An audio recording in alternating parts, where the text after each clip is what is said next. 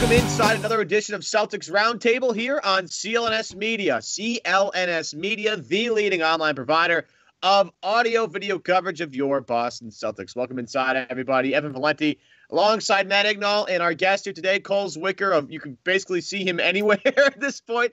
The guy wears so many hats. The step in, the step back, Snippy.com, all that fun stuff. He's on every Tuesday, Wednesday with Sam Facini.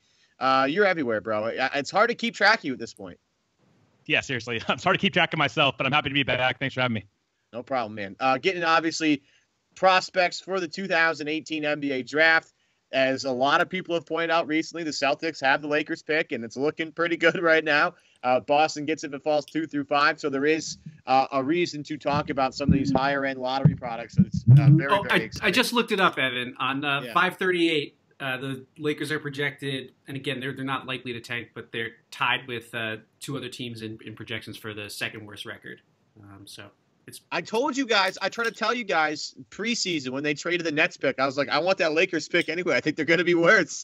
You watch the Nets teams last year, you watch them this year. The one character trait they have, they play hard all game. They always play hard. And I obviously saw the Spencer Dinwiddie thing coming, so that's not a shock to me at all whatsoever. But anyway, with that being said, let's get into some of the guys that we can talk about in terms of you guys hear that phone ringing? Is that me? Bro. That's me? Okay, whatever. Anyway, we'll get into some of the higher-end prospects here with the draft. Boston is looking to lock down one of these, hopefully, top 5 guys. Since we have Cole on, let's get your opinion, Cole. Is there a guy out there right now, because I think fit matters here, is there a guy on the board right now for you that would fit in perfectly with what Boston does? I think conceptually that player would be Mohamed Bamba, just because of the rim protection. In time, I don't think he's a short-term player. It's going to take a while for him to add the requisite girth, but we're talking about at his peak, at his ceiling, someone like a Rudy Gobert who can shoot a corner 3. So with the Celtics core, I think moving forward, they're probably going to go with Kyrie, Gordon Hayward, Jaylen Brown, and Jason Tatum and try to integrate those 4 as much as possible in lineups. And what you're missing is kind of course, Horford right now, but he's the oldest one of that core. So you're missing that rim protection, and that's always been an issue with Boston is the defensive rebounding and rim protection. So when you combine those 2 factors, I think in theory, it would be Mo Bamba. Selfishly, I want it to be Deandre Ayton because at this point, whenever I'm skeptical about a prospect's psyche or specific skills like Ayton's rim protection, if he protects the rim, he's probably right there with Luka at the top of this draft class. You could argue he's the number 1 prospect. And with a guy like that, you want to see him go with Brad Stevens so he can develop that part of his game. But I think Mo Bamba, just his skill set in theory fits the best. So if he was like available, would he be like at the top of your Celtics big board? God, that's tough. I mean, he's not even in my tier 2A. I have him 5th right now on my personal board. For Boston, you can make an argument he goes higher just because I have Michael Porter and Trae Young ahead of him. And for Boston, that is a tougher sell. I think that it's between him and Ayton for me right now as the 2 kind of upsidey guys who fit a team need. I think it's interesting because of the way the core is built around basically the perimeter for Boston, and that one missing piece is the big. And you look at this draft, and it has a couple of interesting bigs in it. Between Bamba, Ayton, and whatever you want to classify Marvin Bagley as. I'm not sure what he is, but he's a really good basketball player, and I enjoy watching him. The one thing that Boston needs their big to do, though, I don't think they need him to do it, but I think they enjoy the fact that Al Horford does some of these things. One, Al Horford can facilitate. Now, I'm not asking for a guy to go out there and average 5-6 assists a game like Al Horford has been doing the past 2 years. That's not what I'm looking for. I'm looking for a big that can move the basketball and kind of see over the top of the defense and pinpoint passes.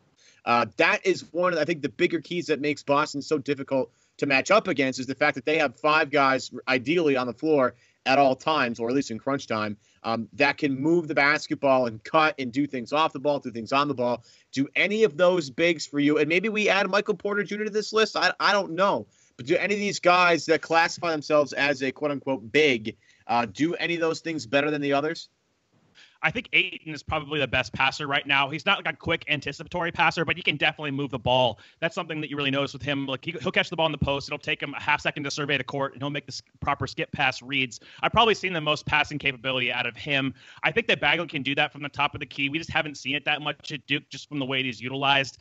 And then, I mean, Bamba as well, he can make an extra pass, but he's more rudimentary right now. So I think the guy that sticks out the most is Ayton because of that coordination. He's got great hips. So a lot of the ways the Celtics use Horford, kind of high pick and roll as the dive guy, he'll dive and then make an extra pass on the move on short rolls. I think that Ayton probably profiles the best for that.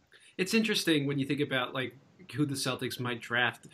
Alex Kungu has like floated this a few times, that like the Celtics will only look to draft a unicorn type big who they can use at least similarly to Horford. I don't think anyone's expecting them, someone to be as adept, bringing up the ball in transition and then really running the offense through the high post. But I feel like at least when I watch DeAndre Ayton, I can envision him doing something at least a little bit similar to that. I have a little bit of a harder time with Bamba, and although he fits in perfectly defensively, hell, you could put him at the 5 alongside Horford, to start his career.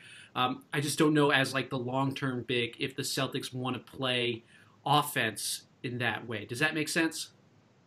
Absolutely, 100%. I was going more towards the defensive stance with Bamba. If you want an offensive big that can, is coordinated, is skilled, it has like an incredible ceiling, that is definitely Ayton for me. I mean, he stands out above all the other bigs in this class as far as his upside offensively. Right now, he can't really shoot threes competently. I think his shot's a little flat, but you can see the form being tinkered and over time developing that. That's kind of the nice thing about all the bigs in this class is they all have natural touch, and you can see them extending to three-point range in time. But for what you guys are asking for, I think that guy's Ayton. Yeah, the three-point shot's always going to be something they look for because they love to stretch the floor. They have guys that can attack off the dribble, and the more space on the floor, the better for those guys. I mean, you see it right now with the way it's the way they've been kind of building their team in the past couple of years. When Isaiah was with the Celtics and how they love to space the floor with him and getting him, catching the ball on the run and getting an easy look at the rim. They do that with Kyrie sometimes, with Tatum, with Brown as a slasher, with Hayward when he comes back and plays more of that distribution role. They want to make sure the guys can spread the floor. That three-point shot, that jump shot really does I factor in here with a couple of these guys. I mean, I've watched Bagley shoot it, and I like the shot, like in terms of how it looks. I think it's easily correctable, but I don't like the fact that it doesn't go in a whole bunch. Ditto for a lot of these guys. How hard is it right now to project who's going to be a really good three-point shooter? Because again, a lot of these guys really aren't used to taking so many.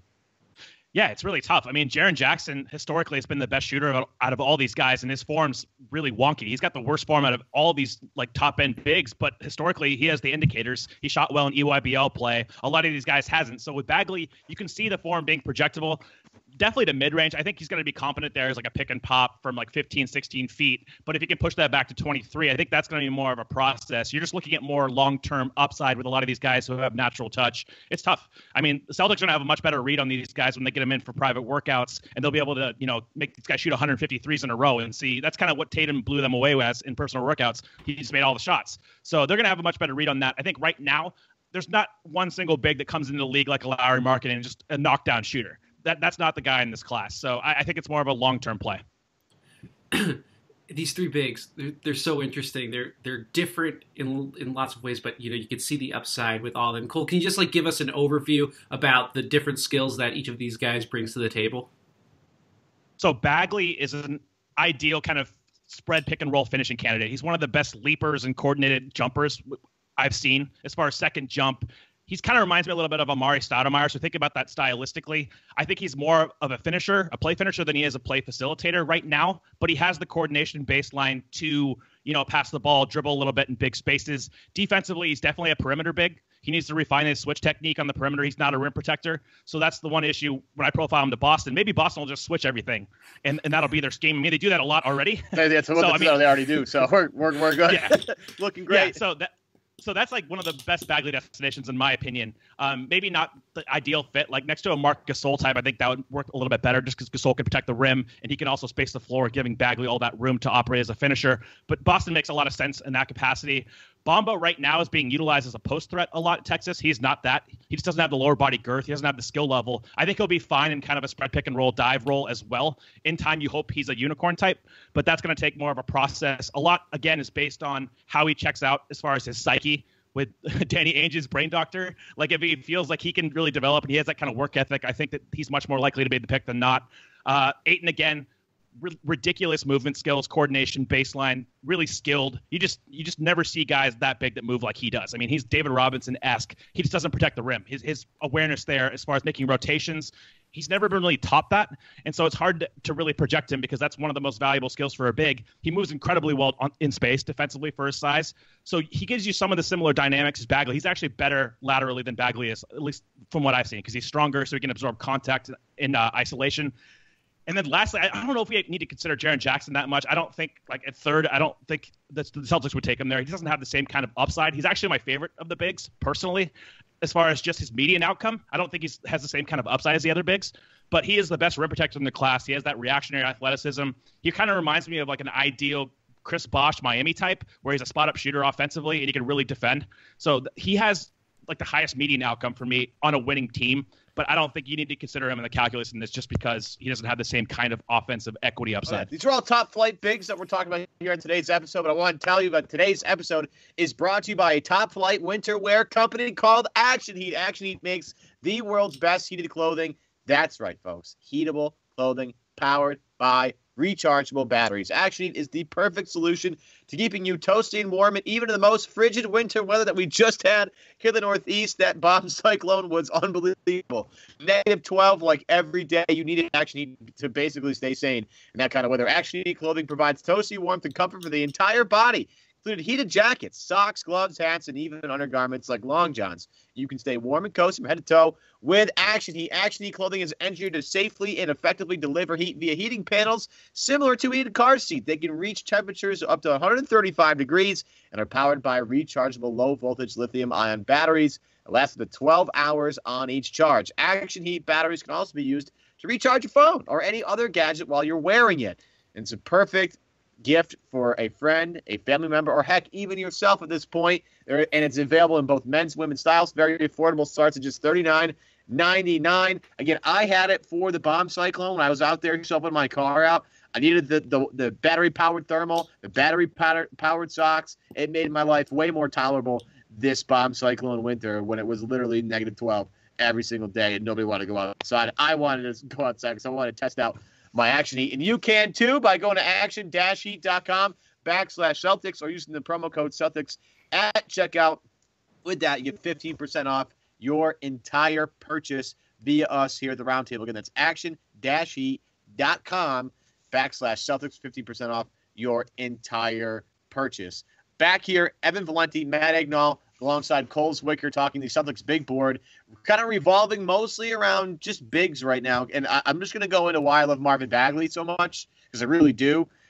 First thing, I am like dumbly putting stock into guys that get like called into the Drew League and some of these summer leagues that are like NBA players, circle leagues. I don't think you get invited to that unless you can really play. So that's one thing for Bagley. But two, after watching him for a while, I like the way he moves. I don't think Coach K uses him correctly.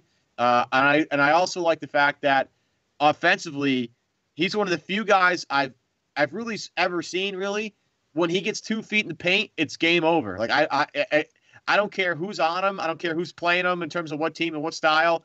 That kid, when he gets 2 feet in the paint, it's either 2 on the board or he's going to the free throw line. Yeah, I think that's fair. The point about Coach K utilizing him correctly is a good one. He's rarely used as kind of the dive man in that system because Wendell Carter's there too. So they run those 2 big conventional lineups.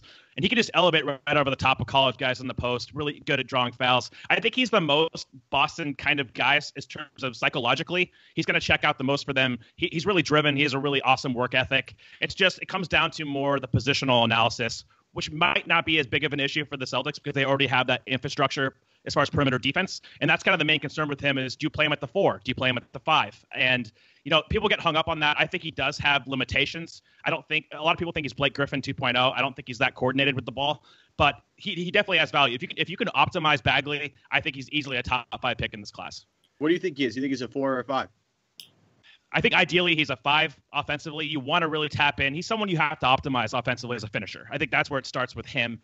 You don't want to play him in like the Aaron Gordon role where he's kind of the weak side guy who can attack closeouts and shoot threes. You're not going to derive top 5 value in this specific draft from a player like that. So I think ideally he's a 5 as much as you can play him there. Well, you don't think that Marvin Bagley can play shooting guard or a small forward? I love that. I was like, why does he play out there? Come on. Yeah, I mean, you could play him at the 4. You can get away with that. You're not probably optimizing him in most settings unless he's playing next to like a unicorn big. How quickly do you think he can contribute on the NBA stage? Oh, right away. He's going to be ultra productive. Like you can put him into a game right now and he'll get points and rebounds. He's kind of like rich man John Collins for me. Is like from a plug and play kind of player. His motor runs so hot. Like he will get all over the offensive glass. He's going to play hard. He's going to compete, and he gets energy points. And so that's like right away. I mean, the Celtics could bring him off the bench if they select him at 2 or 3, and he will get baskets for them. Yeah, that's one thing they love the fact that the high energy guys, it's their favorite type of guy. Yeah. Yeah. That's why we all worried they might take Josh Jackson. But anyway. Good zing, though. That'll work. I watched DeAndre Ayton. To me, he clearly has the highest ceiling of all these bigs. You brought it up, Cole. You know, he's not as polished as someone like Towns, and he's built different. He's a different type of player, I guess. I guess he reminds me even, maybe more of Embiid than Towns a little bit, but he lacks those rim protection instincts. I think the appeal for the Celtics selecting Ayton is this idea that you get him in with Brad Stevens. You get this guy to reach his potential, which Brad Stevens might do as well as almost any coach, or the Celtics infrastructure might allow a guy to reach his potential about as well as any other team in the league. Get the guy with the highest ceiling and let him flourish there. And to me, that guy seems to be DeAndre Ayton. 100%. I think if that's how you're operating your mindset, that's the guy. If he's the highest upside, if you want to get him in that building and you think you can really develop his rim protection, that's really what we're talking about here. It's one element of his game. The offense has got to come along. His coordination baseline is elite. His movement skills are elite. All the size. He's a great defensive rebounder. He kind of reminds me of like hyper skilled Andre Drummond coming into the league, but with like a better motor. So like that's the guy. That's what we're talking about. And look at Drummond in year 6, where he's running dribble handoffs and he's actually attacking closeouts now because he's just so damn coordinated. So if that's your thought process, I like him more. I have him as a better prospect than Bamba for that reason alone. I think if you can optimize him, he's the guy. I just have like a hard time because I look at Ayton and I actually have a hard time believing he's like a teenager or a 20-year-old. Like he's not 35. Like he looks way different than everybody else on the floor right now. He's just like this rock, and everybody else, like you watch the last couple of guys that got drafted like high in the draft. You look at, and Ben Simmons is more athletic, but when you see Ben Simmons in person, he's a little bit slimmer and leaner than I expected when I first saw him when he was 19, 20 coming out of LSU. Ingram is a beanpole. You could say the same thing for Tatum right now. A lot of these guys are underdeveloped. That's not the case for DeAndre Ayton, and I don't know how he gets any bigger. Like I don't know if there's like a Justice Ojale factory. Yeah, you get him in the Ojale factory, it's gonna be game over, man. It's game over. But like you look at like is there like a Justice Winslow type like growth spurt where he just gains like 25 pounds of muscle over the summer? Like what does that guy look like? But the only thing with Ayton that I get really nervous about is he looks like him. He sort of kind of plays like him every once in a while. His work ethic is kind of in the same vein. I'm really concerned about drafting potentially the next Dwight Howard here with Ayton. And Ayton is Ayton. Go ahead. What's sorry. up? No. I'll take the next Dwight Howard. I mean, he's a Hall of Famer. Don't get me wrong, but I don't want like that's a selfish guy, and Boston is not a selfish team. They play for each other, and that guy's just not going to gel. Again, as Cole's alluded to too many times, we've done it the same. Where you go to does matter. Where you get drafted to does matter. Cole, am I a little over the top here with thinking that Ayton could be the next Howard potentially? Man, you guys are in a great spot just playing with house money at this point. You don't want Dwight Howard? Right. I really don't. I want nothing to do with that clown. No. I don't think he's that kind of selfish guy. He's actually pretty unselfish from what I've seen. I don't know him personally. I saw him at the Hoop Summit 2 years ago, and he looked like this, by the way, then. Like, he was, at 17, he was like a freaking marvel. He's built in a lab to play basketball. But I haven't heard anything negative about his work ethic. The Arizona guys seem to like him. The only thing is he's kind of been pampered throughout his career. Just those elite prospects that come up as elite guys, they don't really face a lot of adversity. But again, we're talking about the Celtics, so I'm fine with him going there because everything seems to work out. What is he offensively? Like, where is he going to deal like the most damage? Is he going to be unstoppable in the post? Is he going to run things from the top of the key? Is he going to do a bit of both? What do you see for him at like closer to his ceiling outcome? I think it's both. I think that's what the allures with him is he can do damage in the post. He's got natural touch there, but he has a face-up game. He's not Karl Anthony Towns as far as fluidity is tacking off the bounce. But if you watch his high school tape, you do see some clips of him pulling up off the dribble. You just don't see that from 7-foot guys. So I think in time he can run dribble handoffs, dive to the rim. In the Celtics scheme, as far as all that spacing, he can really operate in that space, make a pass on a short roll. He profiles as a potentially devastating pick and roll guy. I think that's where you have to start the analysis, but he can probably in time initiate your offense from the high post, allow those other guys to run off screens. He's capable enough as a passer to do that. What about from the low post? Yeah, I think right now, as a scorer, yeah. I mean, he can just elevate over the top of guys. He has the frame to carve out space. He's got skill there. I mean, he can finish with either hand. He's already pretty polished as a post scorer, so I don't think that's a problem.